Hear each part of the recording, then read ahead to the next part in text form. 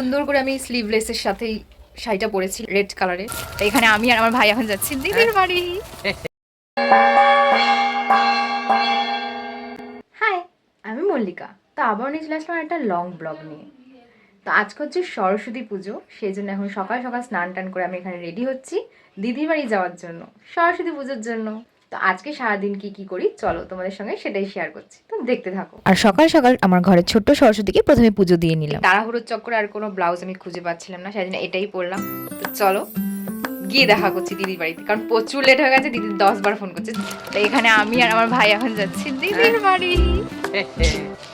তারপরে এখানে দিদি বাড়ি এসে দেখছি পুজো অলরেডি আরম্ভ হয়ে গেছে, তো তাড়াতাড়ি অঞ্জলিটা দিয়ে দিলাম এখানে সবার সাথে। তারপর দেখা গেল মনাও আমাদের সঙ্গে অঞ্জলি দিচ্ছিল। তা আমি এখন চলে এসেছি দিদির বাড়ি, আর এখানে পুজো টুজো করে, যেহেতু আমার নাইট চলছিল সেই জন্য সেরকমভাবে কিছুই প্রিপারেশন করতে পারিনি, তাও সকালবেলা চলে এসেছিলাম দিদির বাড়িতে কিছুটা হেল্প করার জন্য। মনার লুকটা দেখি দে কেমন লাগছে।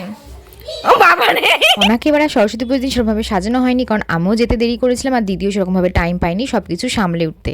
আর এই ডেকোরেশনটা দেখো পুরোটা নিজে হাতে দিদি করেছে, আর জামাইবাবু কিছুটা হেল্প করেছে, আর মনাও করেছে। আর ওই সুন্দর পেন্টিংটা মনা বানিয়েছে, কত সুন্দর না দেখতে। আর এই সব আয়োজন আমার দিদি একা হাতে করেছে, কিছু কিছু হেল্প করেছে আমার জামাইবাবু। যাই হোক, যেহেতু আমার নাইট ডিউটি চলছিল আমি তো কিছুই করতে পারিনি, তাই জন্য সকালবেলা চলে এসেছিলাম পুজো টুজো দেওয়ার পরে দিদির হাতে হাতে একটু হেল্প করার জন্য। আর তোমাদের কেমন লাগলো অবশ্যই জানিও, কত সুন্দর লাগছে না ছোট্ট সরস্বতীটাকে।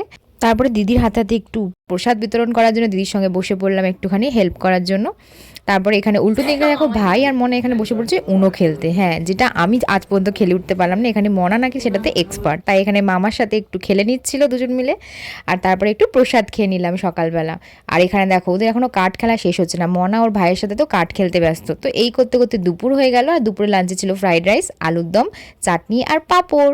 তো তারপরে চলে আসলাম ছাদে। এবারে সরস্বতী পুজোটা এরকমভাবেই কাটালাম। তোমাদের কেমন কাটলো অবশ্যই জানিও, and subscribe to my channel. Thanks for watching, by.